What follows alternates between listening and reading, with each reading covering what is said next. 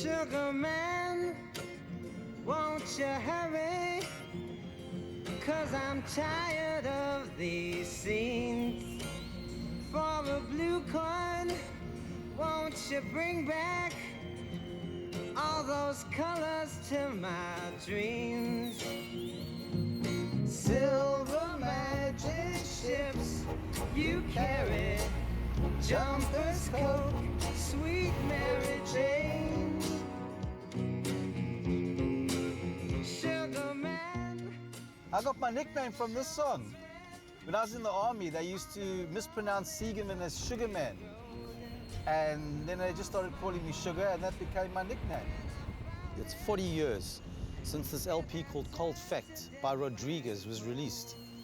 And in South Africa, it was a very popular album. It was one of the biggest albums of the day. But the thing was, we didn't know who this guy was.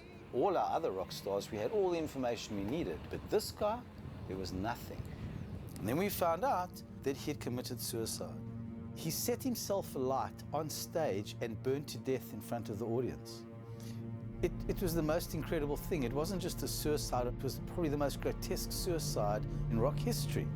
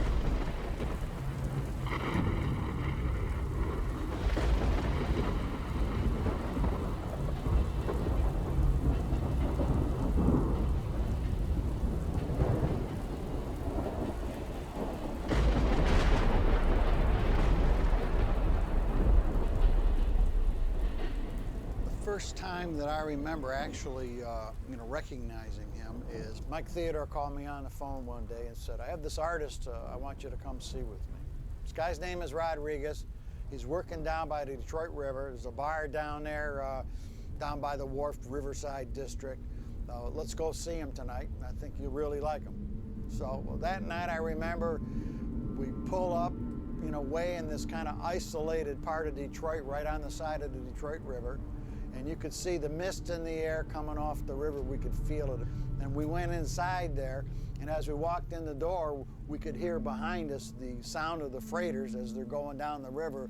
And so it's like you're walking out of like a Sherlock Holmes novel. You walk out of the mist and you go into this place, and inside the place it's all full of smoke. So there's a mist inside there. Boom, it's a wall of smoke. Beer all over the place, peanut shell. It was just a mess. And then you hear this strumming sound, strumming and batting the guitar. And then you hear this voice, strange voice. Finally, we walked through the smoke, and I looked, and there in the far corner I saw, I could see the shadow of a man, and I couldn't see his face. I said, what's the deal? So we got a little closer. And you see this guy with his back to you, So all you see is his back, and he's in a corner singing. It was an ethereal scene, if you will. Foggy night, foghorns, smoke so thick you couldn't see through it. And here's this voice. Maybe it forced you to listen to the lyrics because you couldn't see the guy's face. And that's when we talked to him and figured we needed to do an album on him. The only writer that I had heard of that time period was maybe Bob Dylan, that was writing that well.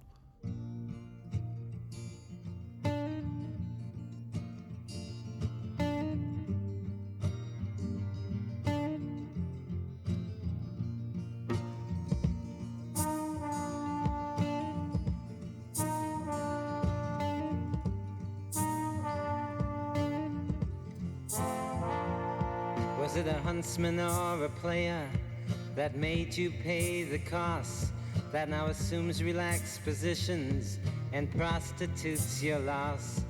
Were you tortured by your own thirst in those pleasures that you seek, that made you Tom the Curious, that makes you James the Weak?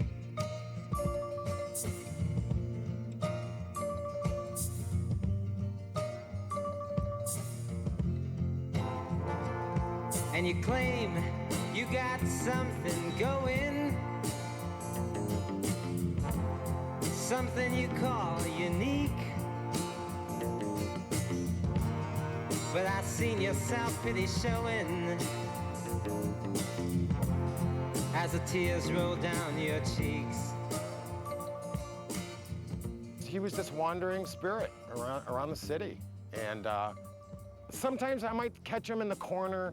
You know, Detroit's got its share of burned out, desolate areas, and I would occasionally see him far away from the brewery, and I wondered, and it just added to this mythology of him. Like, well, what is he doing? What is he doing?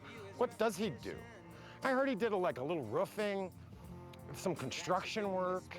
I think that's how he got his money at the time. He just was, you know, and I say this with love, I say this with respect, but I thought he was just just not much more than a kind of a homeless person, you know? He just was a drifter. He was just, I didn't know if he had a home, you know? He looked like maybe he'd go from shelter to shelter or something.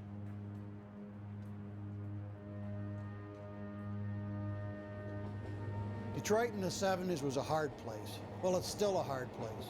A lot of decay, lots of ruined houses. Real poverty exists in the city. And those streets were Rodriguez's natural habitat. Anytime we met him to talk about what we were doing, he would always meet us on the corner somewhere in his neighborhood. Most of the time, it wasn't coming to my house. He'd say, meet me on the corner of this street and that street. And we would be there.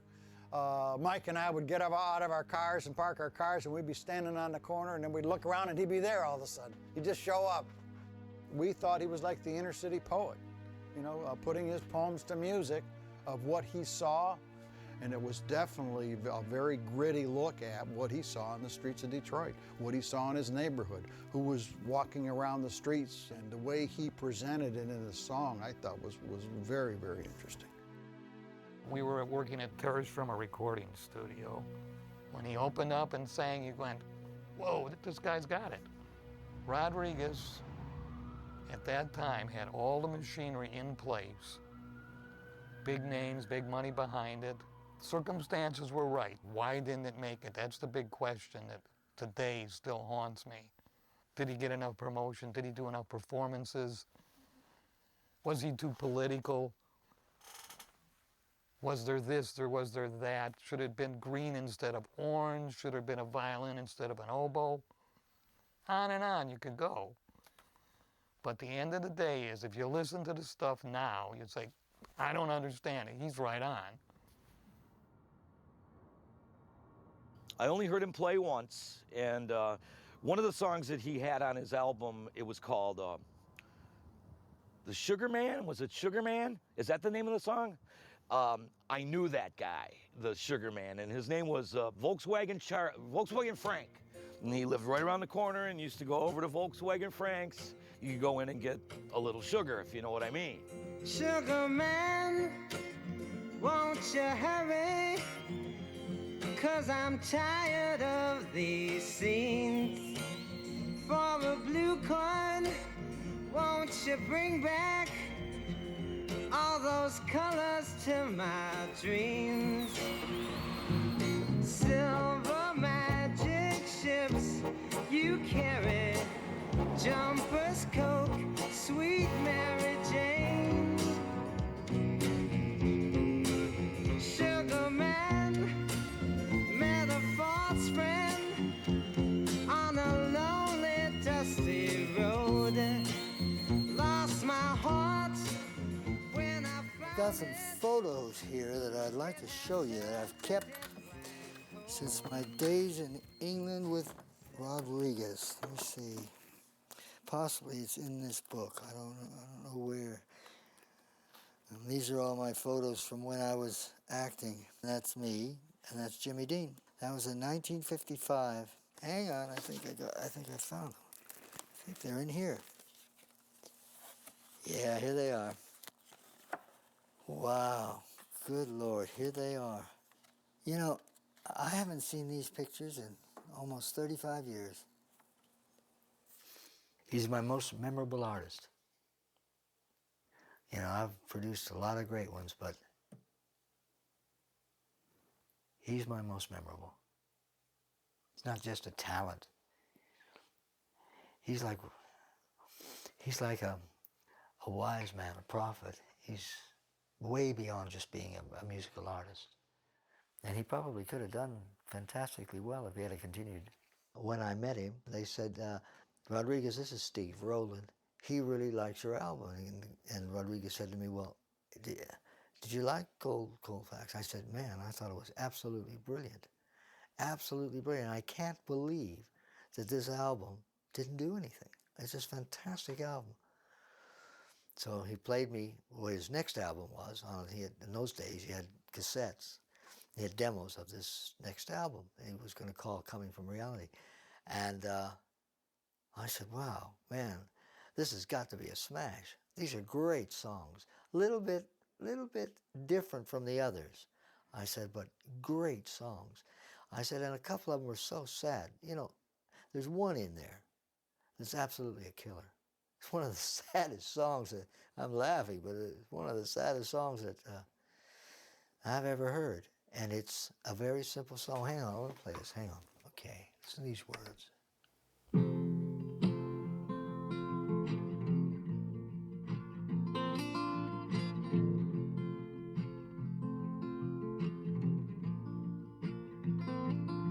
Cause I lost my job 2 weeks before Christmas. Oh, man.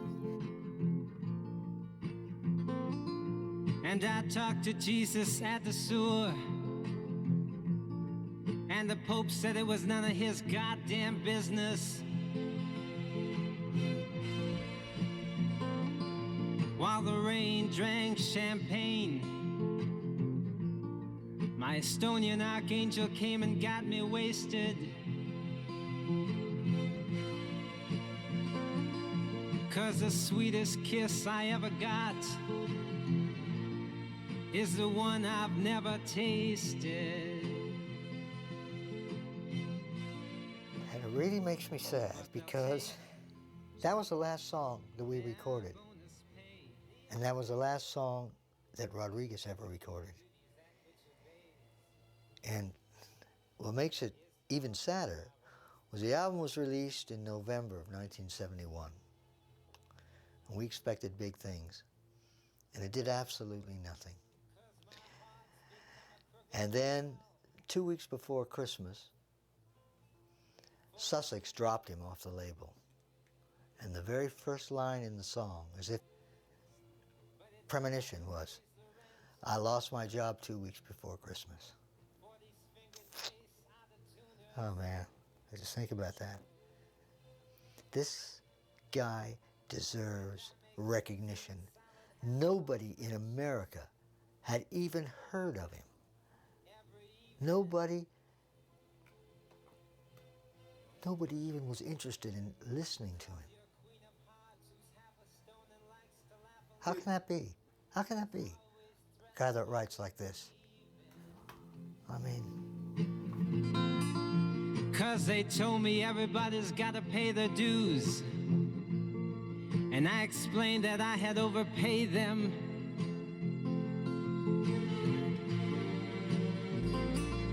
'Cause the smell of her perfume echoes in my head still.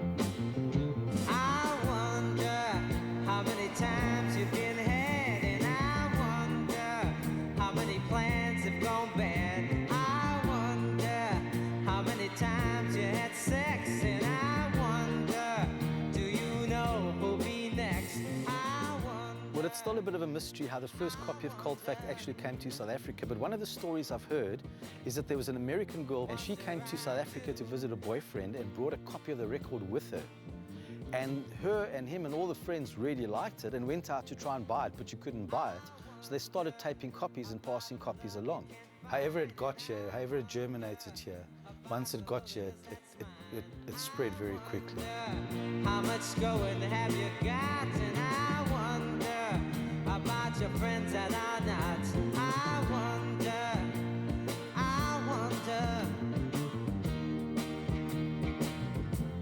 wonder I do. I remember I was in high school and we heard the song I Wonder, How Many Times You've Had Sex. At that time, South Africa was very conservative. It was the height of apartheid. And there wasn't television here. That's how conservative it was, because television was communist. It was really, you won't believe. Everything was restricted, everything was censored, everything was... And here's this guy singing this song. Who's that? So that's Rodriguez. And he became something of a rebel sort of icon. But the strange thing was that we all bought his records. Everybody I knew had his records. I Wonder, and that was the big song that everybody was singing, and we all bought a record. And there he was on the cover, and sort of a hippie with shades. But nobody knew anything about him. He was a mystery. Unlike other artists that you could read about from America, we could read about and, you know, get to know something about him. No zilch. Nobody knew anything. It was a mystery. We only had this picture on the cover of the record.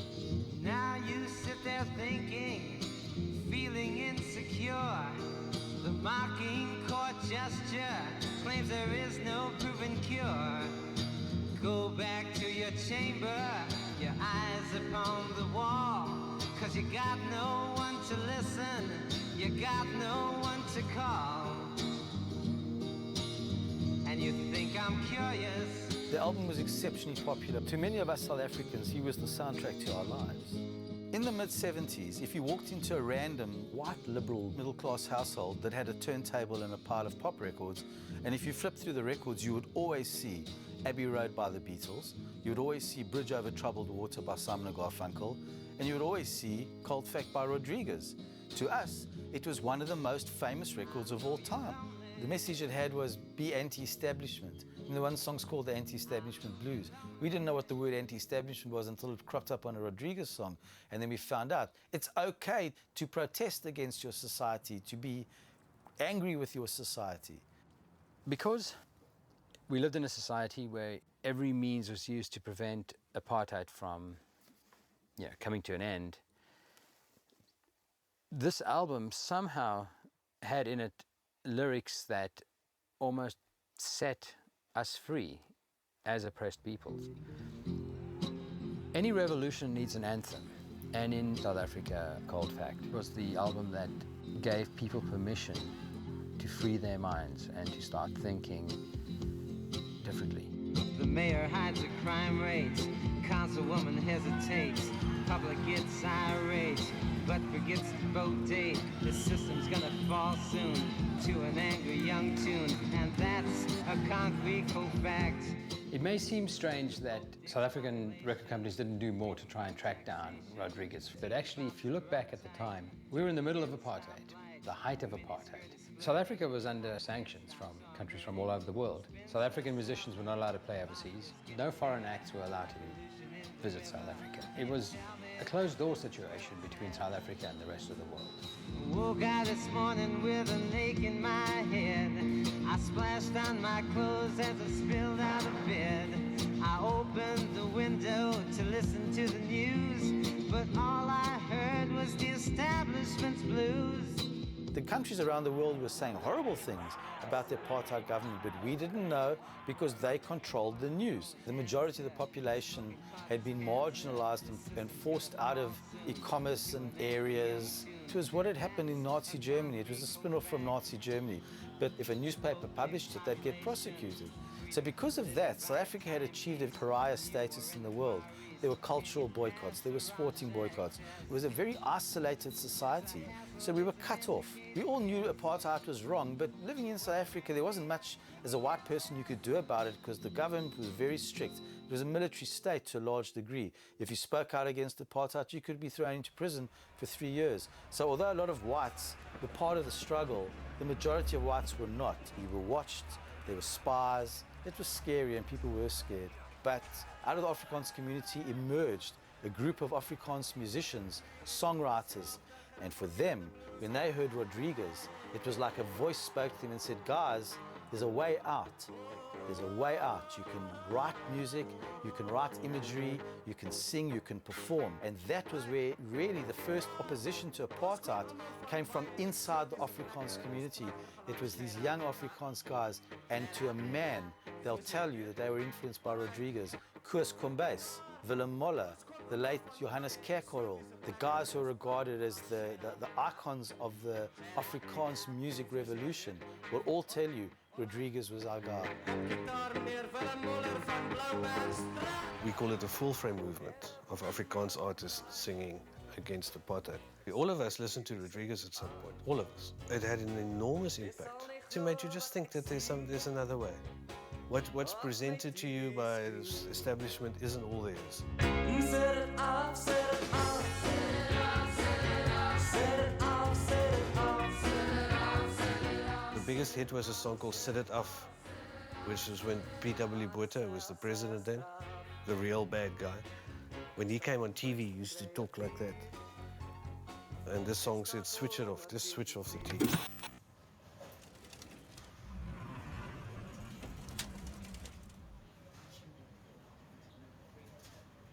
So what lines do you think were the lines they had problem with? No, gee whiz, it's all of them. Sugar man, won't you hurry, 'cause I'm tired of these scenes. For a blue coin, won't you bring back all those colors to my dreams? The most difficult ones is probably silver magic ships you carry, jumpers, Coke, sweet Mary Jane. And what is that? I'm going to leave that to you. But it's drugs. It's certainly drugs. During the apartheid years, it was just impossible to play it. And what happened if you did play it? Well, you couldn't. I'd like to show you why.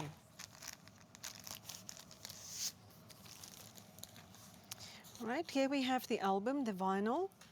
At the back of the sleeve, you'll see a sticker that says avoid. But when you open the album and take it out from its sleeve, you would see that they have scratched that particular song with a sharp tool to make sure that it would not go out on air.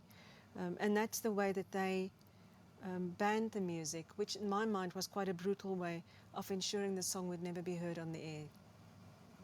Most of those tracks were on the banned list at SABC, and they ran the broadcast industry completely. There weren't any independent radio stations or TV stations.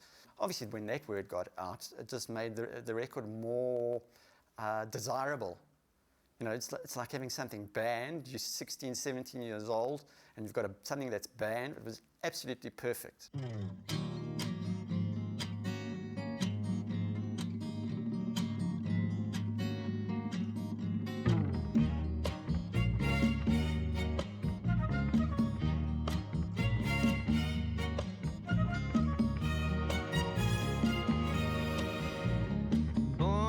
troubled city in rock and roll USA, in the shadow of the tallest building, I vowed I would break away.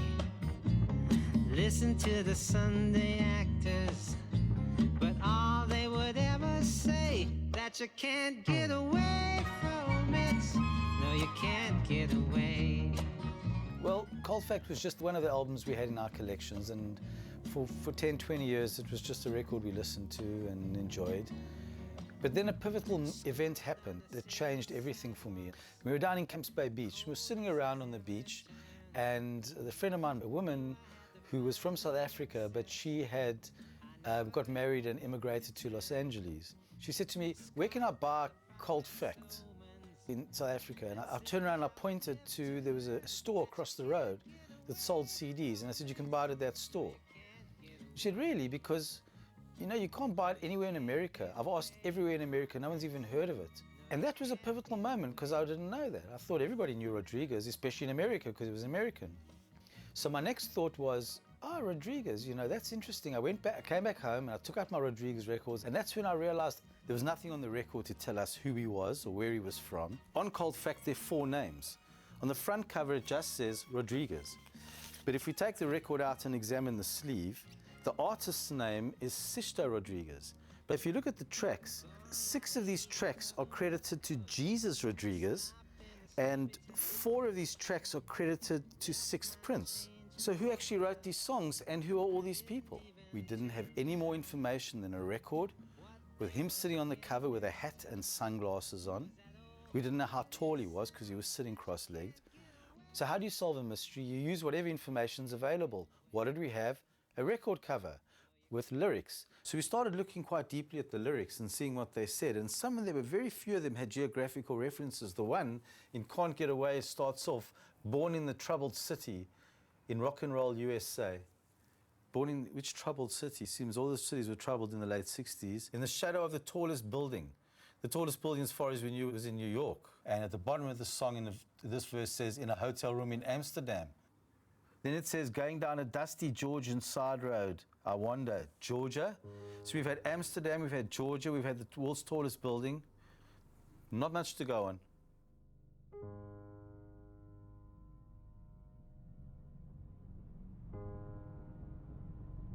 Well, what I heard, and the story differs a lot, and a lot of people have different versions of the story, but what I heard, he hadn't played a concert in a very long time, and a promoter got him to play a concert, and you know, he was hoping this was going to be a great show. Of course, the show didn't work out that way. It started out, the sound wasn't good, the venue wasn't good, a lot of the factors surrounding the show wasn't good, and as the show went on and on, it started going downhill from there. People started ridiculing him, people started whistling, or you know, making mention of the fact that you know, the show wasn't going as planned. And it got to a point where just very quietly, very gently, he just sang his last song. Thanks for your time, you can thank me for mine. And after that said, forget it. And he reached down and pulled up a gun and pulled the trigger. And that was the dramatic, very dramatic ending to what was actually a non-career.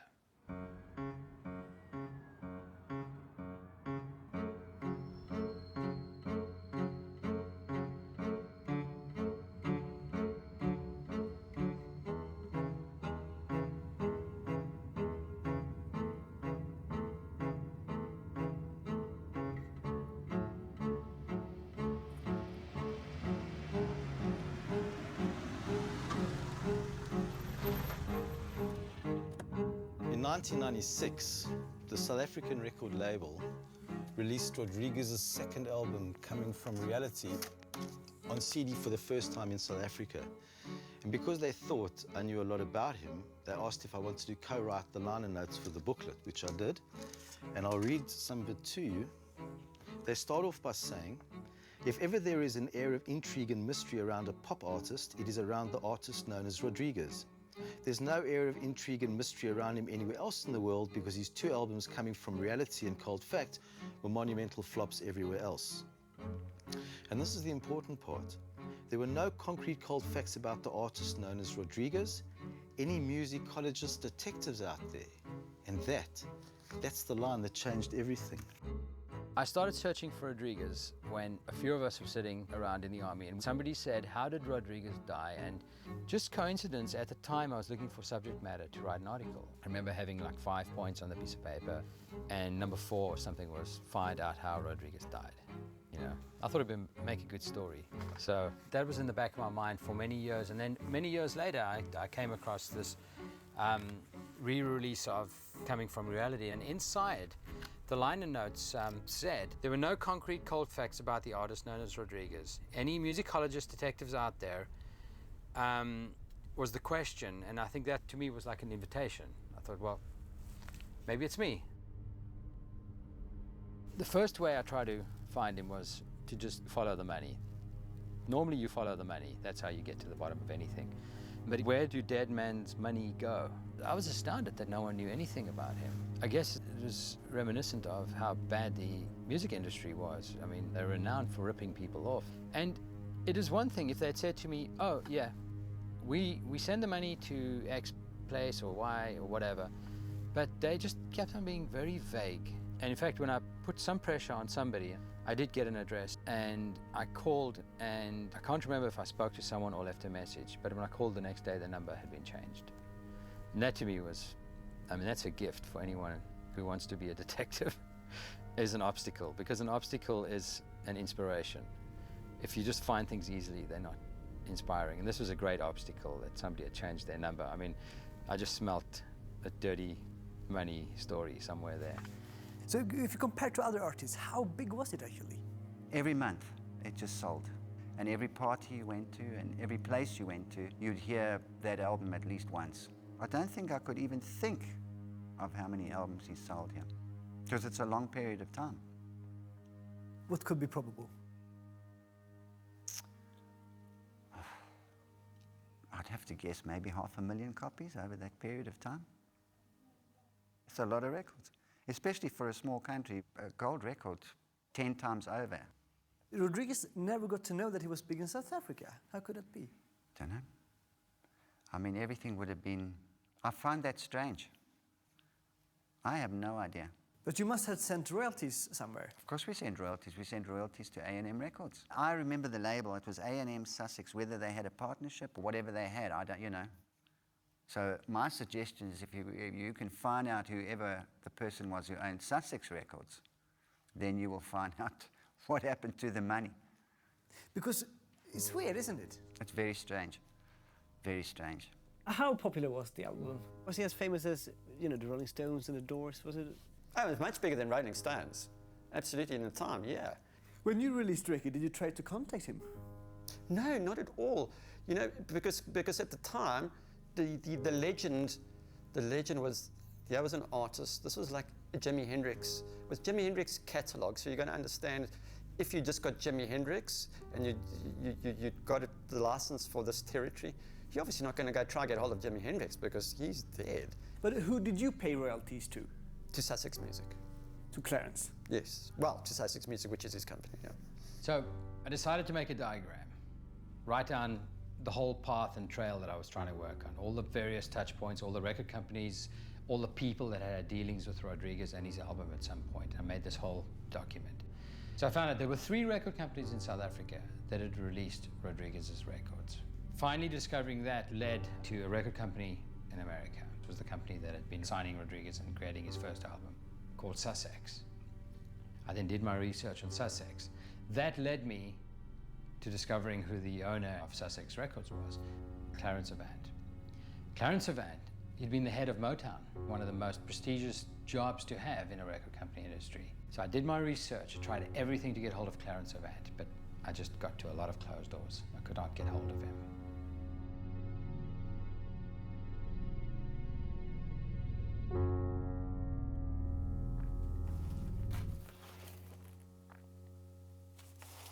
I don't know if you've ever seen this picture. That's him.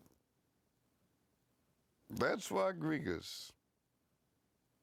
I don't know when this was made. I have absolutely no idea. That's 1970, I think. Yeah. This is my man. Man, they'll get me emotional again. Shit. It made me emotional. I ain't getting emotional no more, but you're sitting here talking to you, man. If I had to name 10 artists that I've ever been involved with, Rodriguez would be in the top 5. Simple as that. There's nothing I've ever heard anything like him. People say, well, Bob Dylan, this. No. Bob Dylan was mild to this guy. Did it make any money? We judge things here in America. If you say, was it the top 100? Was it numbered to get on the charts as number 12? That there was a lot of radio play? The answer is no, man. Nobody didn't. Rodriguez? You know, that name didn't register. Although he looked like he was a white guy, but again, still Rodriguez. Everybody knew Rodriguez. That's a Spanish name, a Latin name. Latin music was not happening then. How many records do you think he sold in America? In America, 6. Maybe my wife bought them, maybe my daughter, boy, she couldn't buy them. Maybe Neil Bo got one, maybe Dennis and Mike. Look, man, you know, it didn't sell here. And there was some excitement about him. A couple of agents heard him and wanted to bring him to California. And you know, when he came to California, he was nervous and he turned his back to the audience and everybody said, well, what the hell is this? But the thing is that the guy sold hundreds of thousands of records in another country. Well, I'm going to South Africa to try to chase somebody selling records? Shit, no, man. But did you know that he was big in South Africa? Rodriguez, young man, never happened insofar as I'm concerned. Period. But if I'm really going to try to track down the money, how should I do? Well, is that important, the money? Or which is important? Rodriguez's story, or you worrying about the money? If only, how many people in South Africa? 40 million, 40,000, 40 million people? How many people? 40 million people lives in South Africa. Well, I mean, so they've been freed for how long? 3 hours? So what the fuck's that supposed to mean? You told me at lunch they scratched records because they wouldn't let them live. So underground movement, how big was it? He sold, how big was he sold 500,000 records in South Africa. Well, so he sold 500,000 records, so what? I don't know who you sold them to. How many distributors did you have? I have no idea. There are 3 record labels. I spoke to all the record label bosses in South Africa who has released his records. It was... Go back to him and tell him to send me an account. You think if somebody's going to worry about a 1970 contract? If you do, you're out of your goddamn mind. Buddha Records out of business. I'm out of business. So you think they give a shit about that? I know I wouldn't. I'd been looking for information about Rodriguez for a long time. I'd even set up a webpage called The Great Rodriguez Hunt in the hope that someone out there in cyberspace would post a message on the forum giving us any information about Rodriguez. But there was nothing. At that stage, I met Craig, who was the musicologist detective who had read my liner notes and who was also searching for Rodriguez, and he flew down to Cape Town and we met in a coffee shop and we exchanged all the information we had. But unfortunately, we had very little. And at that stage, I remember we felt it was probably best that we just stopped.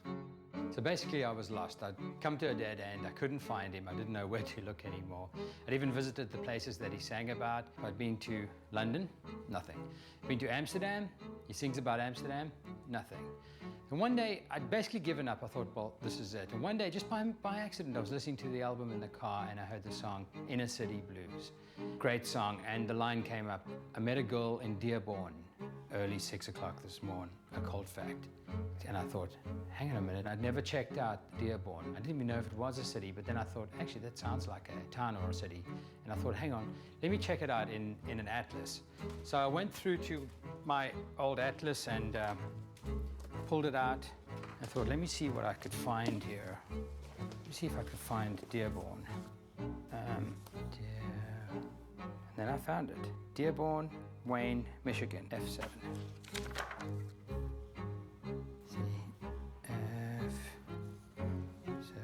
Dearborn, part of Detroit. That was a huge breakthrough in my mind. Detroit, home of Motown, Marvin Gaye, Stevie Wonder, and eventually Mike Theodore, the producer of the album. I was sitting in my condo, just having a cup of coffee. I was looking out the window watching the ocean. Phone rings. It's a long-distance call from South Africa, from a writer. His name's Craig Bartholomew. And he starts telling me this amazing story. So he said, do you know that Rodriguez has been selling in South Africa for 25 years? These albums, he's selling millions. I said, what? Then he's sitting there and he wants to start telling me some stories about, he said, how did Rodriguez die? And he's telling me information that he had, that Rodriguez had blown his brains out on stage or set himself on fire and killed himself. I had 100 questions I wanted to ask. I mean, I was just hoping I could get all my questions in, you know.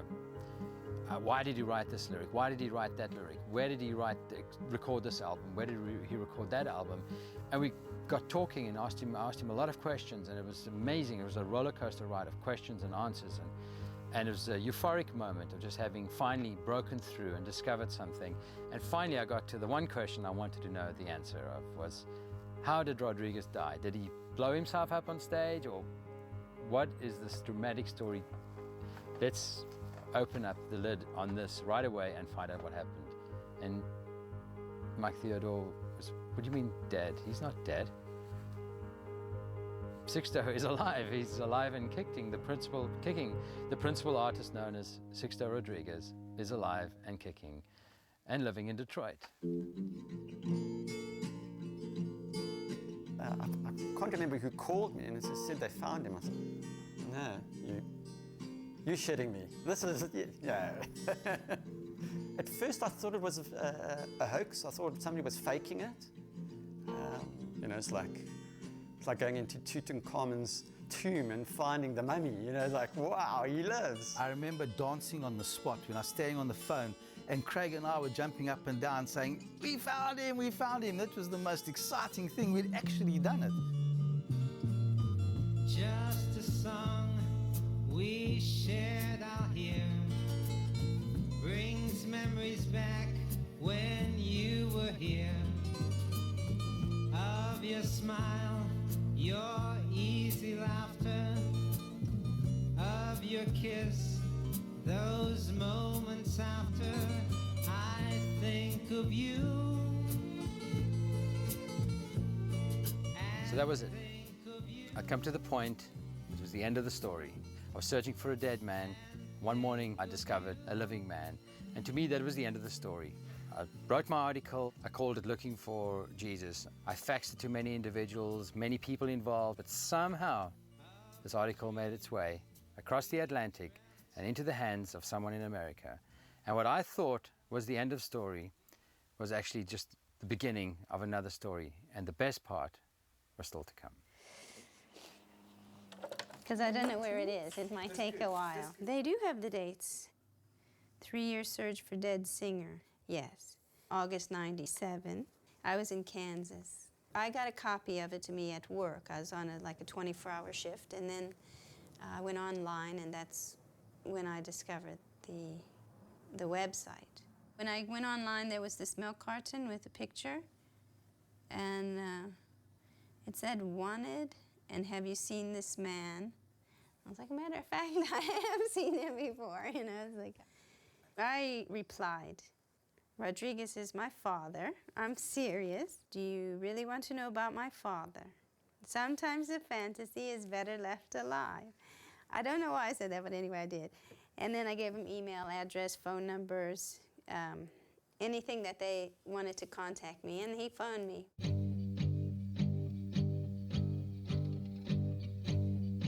Well, we'd found out that Rodriguez was alive. I'd spoken to Craig, and I came to work, and Alex McCrindle, who was the guy I worked on the website with, said, you're not going to believe what's on the website. And on the website was a forum where people could post messages. And there was a message that said, my name's Eva, I'm Rodriguez's daughter. She'd left a phone number, and she said, I'd like to speak to someone in connection with this. So that night, I phoned her. I said, hi, I'm Sugar. She said, I'm Eva. And we had the most amazing conversation. She explained to me who her father was, what he had done, where he had been. She asked me who I was, and I explained why my name was Sugar and how I was involved with the website. And then at the end, I said to her, this has been the most amazing thing for me. And what would be really great is if I could at some point speak to your dad. I'd love it if I could just say hello to him. Because for me, this was sort of the end of the search, and I just wanted to speak to this man. I mean, I went to bed. And 1 o'clock in the morning that night, the phone rang. And my wife answered it because it was her side of the bed. And I remember she picked up the phone and her face, she changed. She had this look of awe. She said, "It's him." And I was in shock. I'd been sleeping and I ran into the other room, into my study, and I picked up the phone and she put hers down. And I said, "Hello?" And a voice said, "Hello, is that Sugar?" And I knew. I just knew because I knew that voice. I'd heard that voice so many times on the records. I knew it was him. I was talking to Rodriguez. That for me was one of the greatest moments of my life.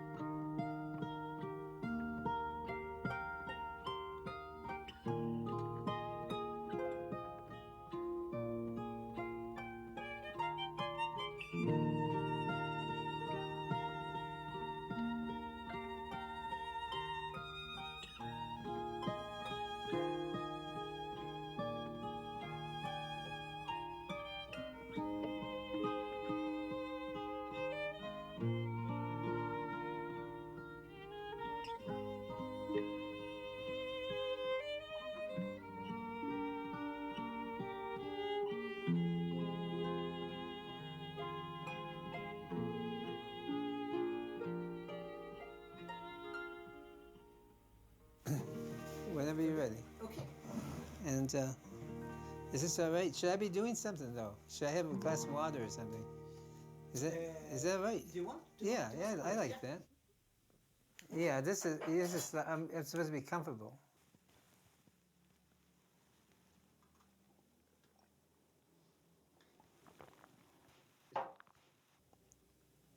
So run the question to me again, just so I can hear it in my head. In the 70s and 80s, did you ever get any contact from South Africa? No, I didn't. Maybe they didn't have a contact number or something, but no, I didn't. How does that feel? You weren't aware of something that would have changed your life completely. I mean, probably to the better. Well, I don't know if it would have been for the better, but it's certainly a thought, you know. But wouldn't it have been nice to know that you were a superstar? Well, I don't know what to respond to that. After coming from reality, did you want to continue making albums? I would like to continue, but nothing beats reality, so yeah, pretty much went back to work. What did you do? Well, I do hard labor. I demolition, renovation of buildings, of homes, you know. Restoration of, yeah. Did you enjoy that? I do. It keeps the blood circulating, keeps you fit, yeah. But it's quite far away from music. Yeah, quite a bit, quite a different contrast, yeah. Did you continue making music on your own? I do, I play guitar, I love playing guitar, but I do love to listen. I like to go see the shows and things. But I do get about.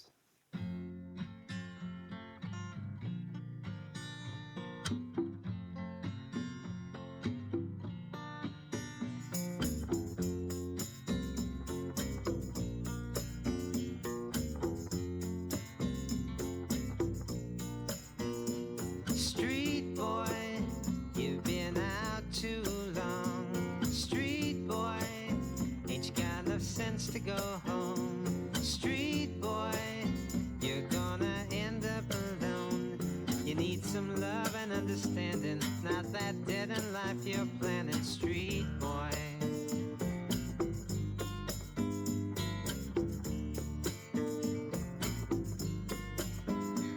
You go home, but you can't stay, because something's always pulling you away. You're fast hellos and quick goodbyes. You're just a street boy with the street lights in your eyes. You better get yourself together, look for something better. He never said anything about being disappointed. He would just move on to continue to survive, because Can't just give up. What did he do instead? He read a lot. He was involved in politics. He was involved in the community. He would attend protests and rallies if those were causes that he believed in. He would take us along. He was always a proponent of working for the people that maybe didn't always have a voice or didn't have a chance to speak up, the working class, the working poor. He had a lot of experience in that area. He approached the work from a different place than most people do. He took it very, very seriously, sort of like a sacrament, you know. He was going to do this dirty, dirty work for 8 or 10 hours, okay? But he was dressed in a tuxedo. He had this kind of magical quality that all genuine poets and artists have, to elevate things, to get above the mundane, the prosaic, all the bullshit, all the mediocrity that's everywhere. The artist is the pioneer. Even his musical hopes were dashed. The spirit remained, and he just had to keep finding a place, refining the process of how to apply himself. He knew that there was something more. It was in the early 80s. He wanted to do something righteous, make a difference. So lo and behold, he told me that he was going to run for mayor. And I thought, well, God bless you, Rodriguez. You know, if you can become mayor of Detroit, then anything is possible. Met a girl from Dearborn early 6 o'clock this morning, Colfax. Asked about the bag, suburbia's such a drag, won't go back. 'Cause Papa don't allow no new ideas here. Some old items from Rodriguez. This is his bumper sticker from the first time he ran for city council. And I think this is a copy of the ballot. He didn't win an election ever.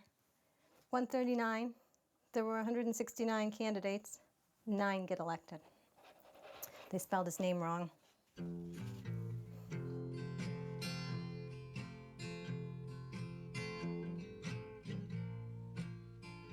My relatives are, my mother's side of the family are European and Native American, and my father's family is Mexican. My grandfather came from Mexico.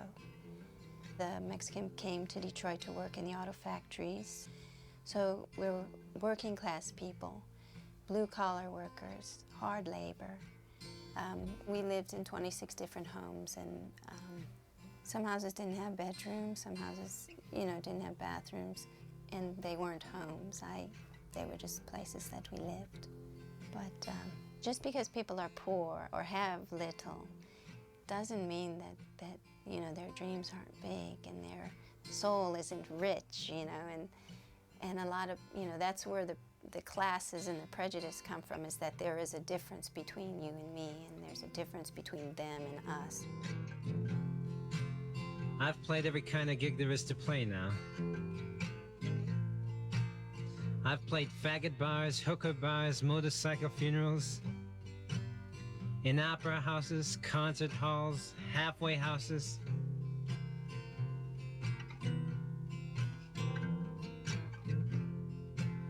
Well, I found that in all these places that I've played, all the people that I've played for are the same people. So if you listen, maybe you'll see someone you know in this song. A most disgusting song. He wasn't just doing your average carpentry. You know, he was really cleaning out the house. I mean, doing the work that no one else wanted to do. Really, no one else wanted to do that work. He would come home, he would be covered in dust and dirt, paint chips from his day's work, long days. I saw him take refrigerators down on his back downstairs. It was just a day at work for him, but I knew he was a harder worker than a lot of other fathers that I knew of. It's a city that tells you not to dream big, not to expect anything more, but he always took me to places that Only certain elite people would be able to go. So he kind of instilled in me that I can go anywhere I want, regardless of, you know, what my bank statement says, and I'm going, you know. So that's kind of how he was. He showed me, you know, the top floors of places. I said, I'm just as good as they are, you know. He majored in philosophy in university.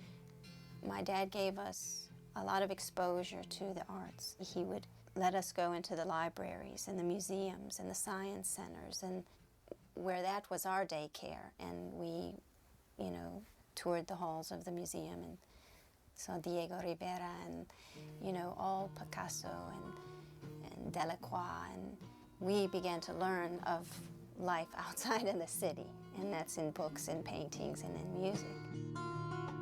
The judges with meter-made hearts, order supermarket justice starts. Frozen children in her city, walkers in the paper rain, waiting for those nights that never came.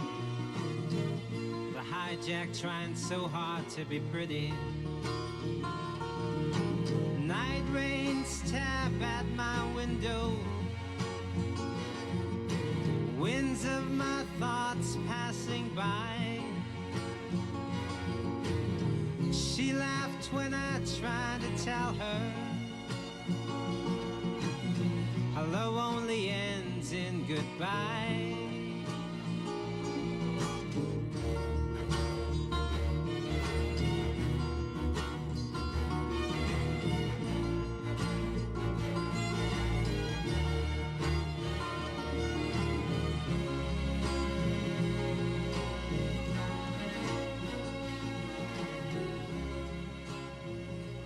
Well, I started playing when I was 16, and the thing is, it was a family guitar. And I played a lot of bars in the city and clubs in the city, small rooms, and I met Mike at Theodore and Dennis Coffey, and they came to the club to see me play. I had a gig at a place called The Sewer, right off the Detroit River there. And then we got a record deal from Clarence Avant, so that's how it started. But all those early years were, you know, a lot of work. I was at a Chrysler plant called Dodge, Maine, and I also worked at Alden on Lynch Road in Detroit, working the heat treat department, so stuff like that. A lot of heavy labor. But it was a great year for me, this cold bag thing. You know, I had achieved what I was trying to do, is get a product, you know, and it was going very well, I thought, you know. How did it feel? It was a great feeling of accomplishment, you know, it's actualization. Did you believe that it was a good album? I did my best with it. The reviews were good on it, and yeah, I thought that was good, yeah. I'm not the one to ask that, though. That's a question, too, you know. But you go ahead, yeah. Were you surprised that it didn't sell? Was I surprised? It's a music business, so there's no guarantees, you know.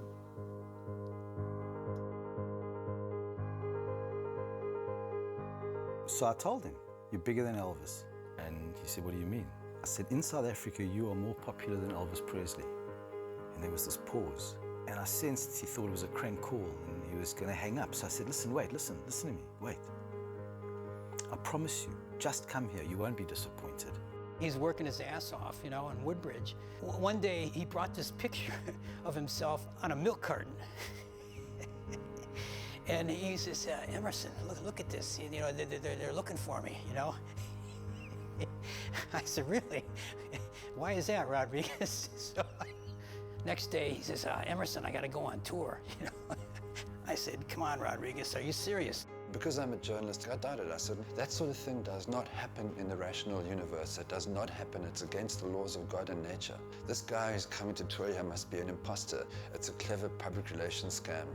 Actually, not even a clever public relations scam. It's a stupid publication scam because it so obviously can't be true. Only idiots would believe it. But I was wrong.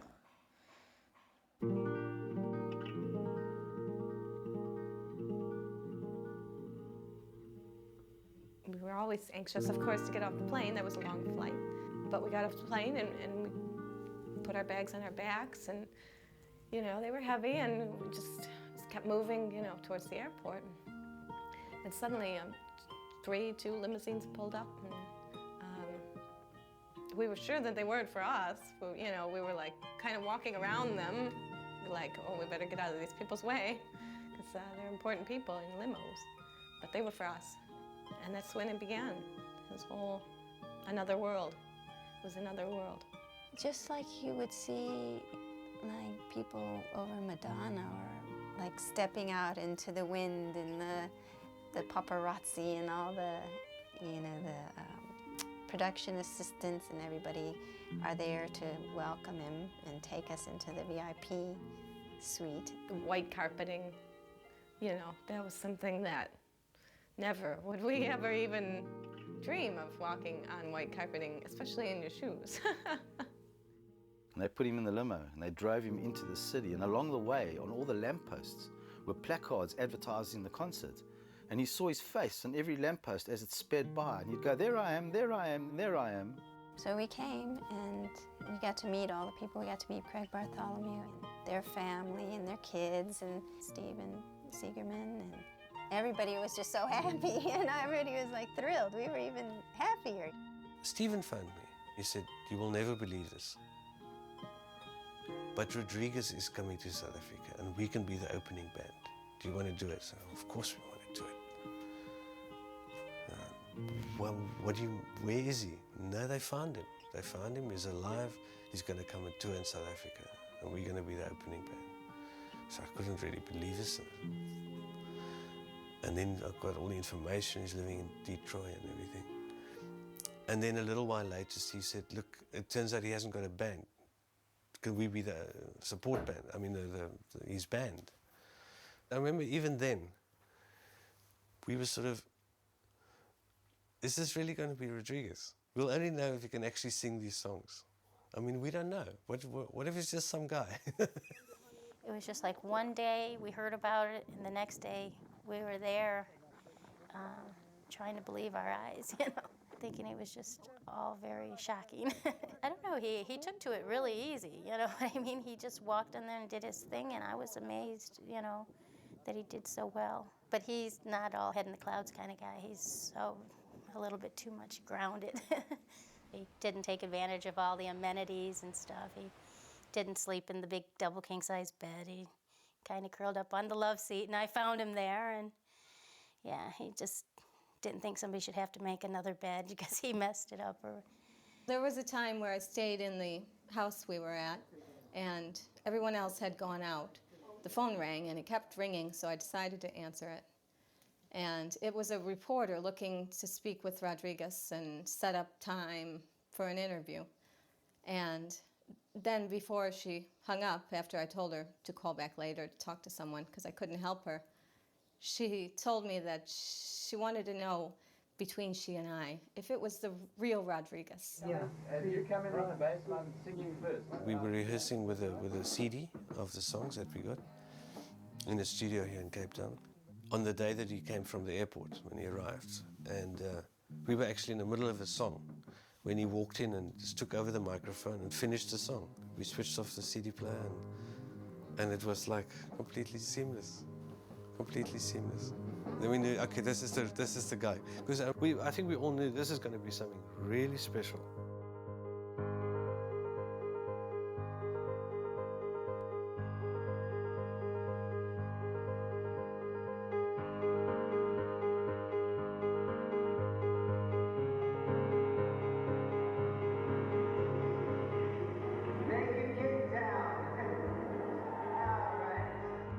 When we initially got on the plane, I thought maybe there'd be, hopefully, 20 people in the audience. Hopefully.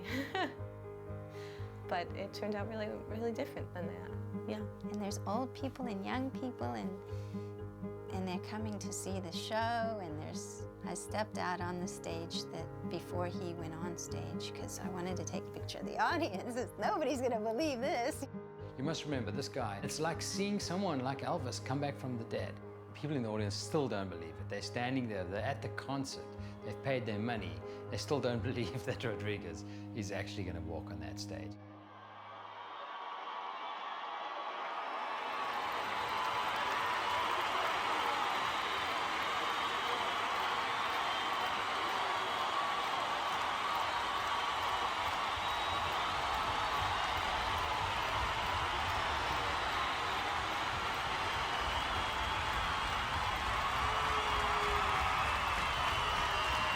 Are you ready?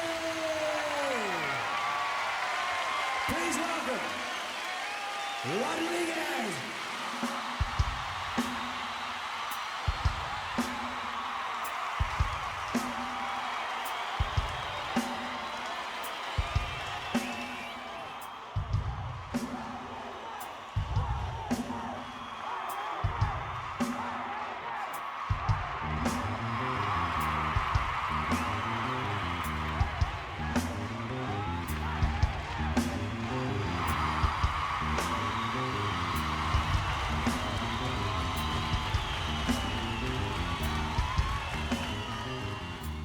It was almost as if he didn't even have to play. They were just happy to see him. So for a time, I think, they wanted to meet. It was a reunion. It was something completely different. It was for everybody there, I'm sure, the most exciting concert they'd ever been to because it was unique. We'd never seen Rodriguez, and then all you heard was the bass player just playing do-do-do-do-do-do-do-do. And Rodriguez wandered out to the front of the stage and the bass player actually just stopped playing. And it took a while. There was about 5 or 10 minutes of just people screaming at him.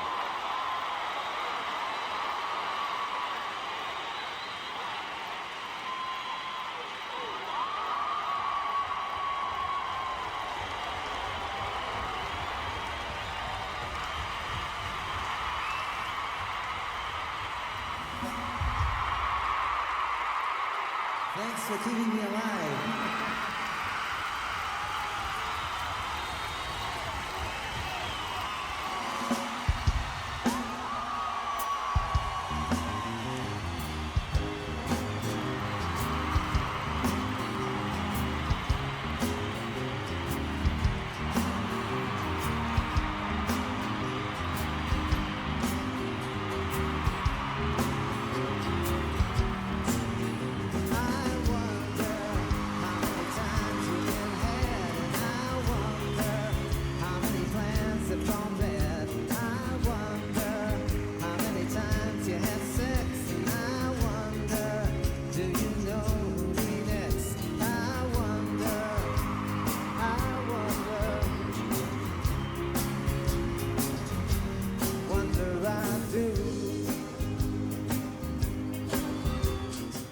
Go from being the outcast to being who he really was, because it was as though it was him again, and that was who he was, a musician on stage, playing for his fans. It didn't work out, but don't ever doubt how I felt about you. But thanks for your time, then you can thank me. I thought that I would see, him being bewildered at all these people staring up at him. I saw the opposite. I saw this absolute tranquility. There was absolute serenity on his face. Total. It's like he had arrived at that thing, that place he tried to find his whole life. Home is acceptance. There's a guy who lived somewhere else on the other side of the earth, and it was almost as if he had found his home. And I looked around at me at all these people, and I thought, this is a once-in-a-lifetime experience. This is never going to happen again.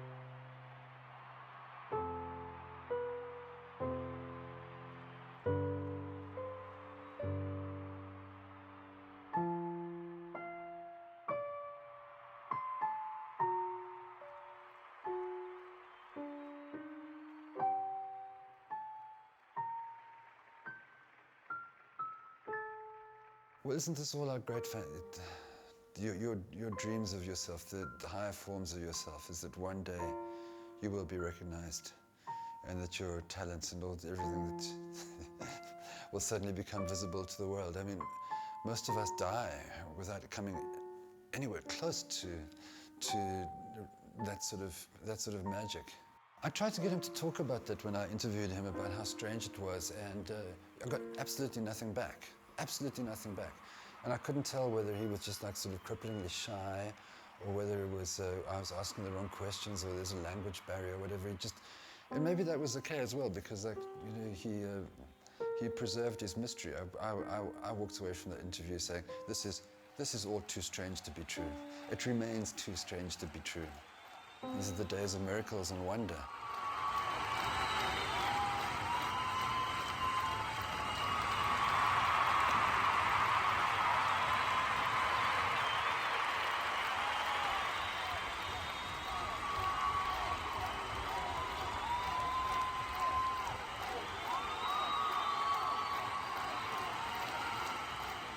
Oh, they were so sweet.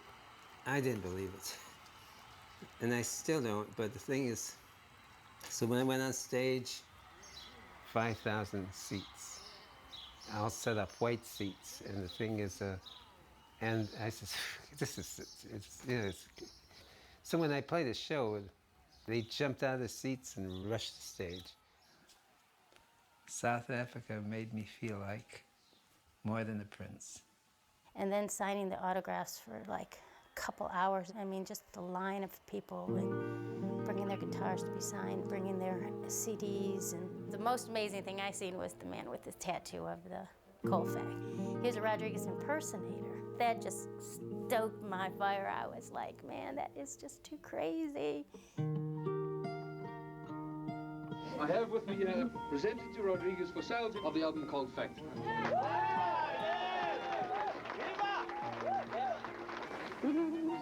Now just tell the States that, okay, will you?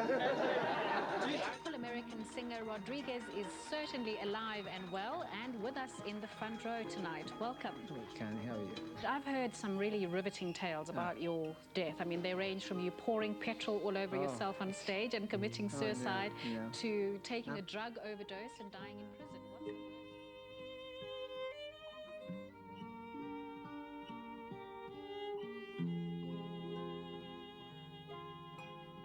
Yeah, it was a beautiful, beautiful dream, and then you gotta go back.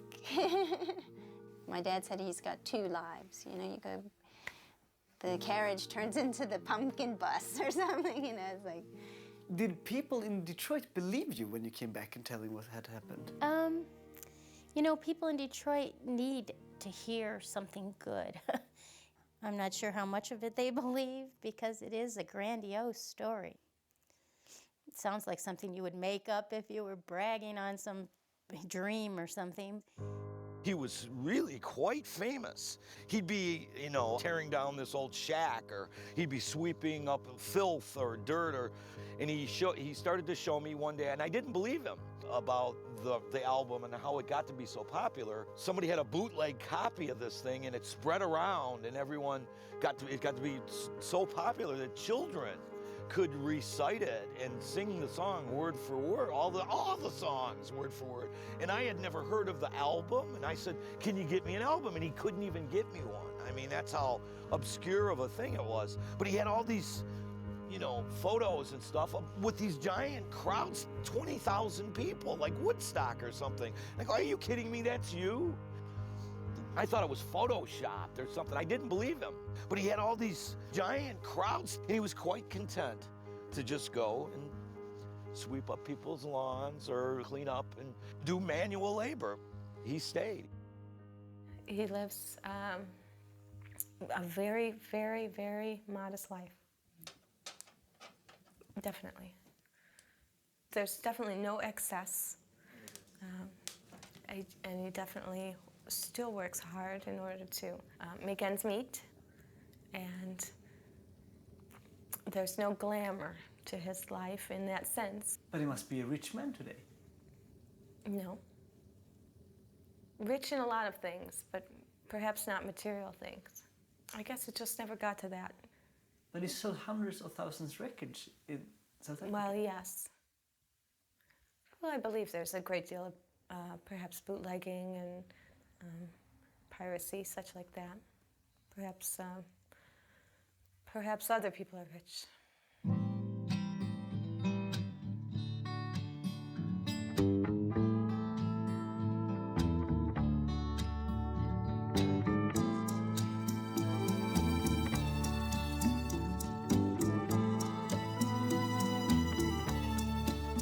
And I'll forget about the girl that said no. Then I'll tell who I want where to go. And I'll forget about your lies and deceit, and your attempts to be so discreet. Maybe today, yeah, I'll slip away, and you can keep your symbols of success. Then I'll pursue my own happiness, and you can keep your clocks and routine. You know, when I think about that night when I spoke to Eva on the telephone, we could not have imagined how much our lives were going to change after that phone call. Eva came on tour with Rodriguez, and the organizers arranged the chaperone bodyguard to drive them around. And they fell in love, and they have a child. So Rodriguez has a South African grandson and a South African grandchild. For me, I used to be a jeweler in Johannesburg. I now live in Cape Town and have a music store. Things changed so much for us, but except for one person, and that's Rodriguez. For him, nothing has changed.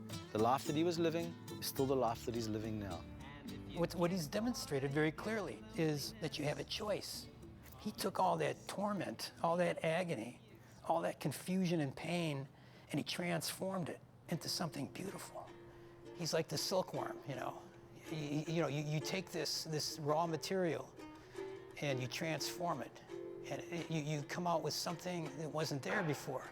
Something beautiful, something perhaps transcendent, something perhaps eternal. Insofar as he does that, I think he's representative of the human spirit, of what's possible, that you have a choice. And this has been my choice, to give you Sugar Man. Now, have you done that? Ask yourself. Was it a huntsman or a player that made you pay the cost, that now assumes relaxed positions and prostitutes your loss? Were you tortured by your own thirst in those pleasures that you seek, that made you Tom the Curious, that makes you James the Weak?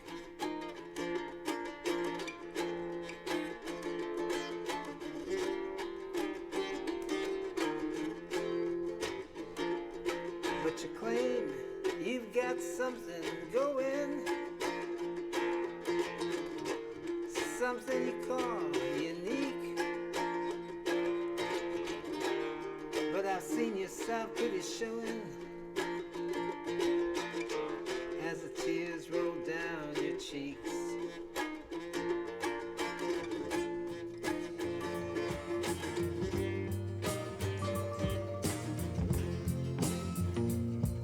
Soon you know I'll leave you, and I'll never look behind, 'cause I was born for the purpose that crucifies your mind. So convince your mirror, as you've always done before, giving substance to shadows, giving substance evermore.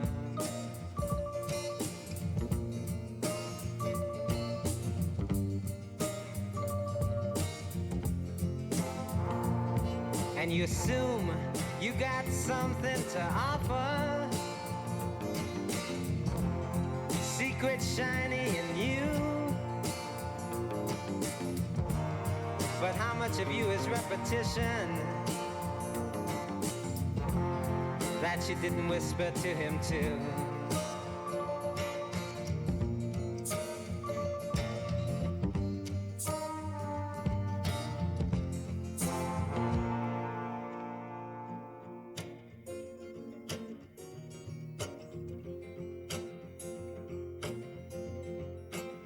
Sugar man, won't you hurry? 'cause I'm tired of these scenes. For a blue coin, won't you bring back all those colors to my dreams? Silver magic ships you carry, jumpers, coke, sweet Mary.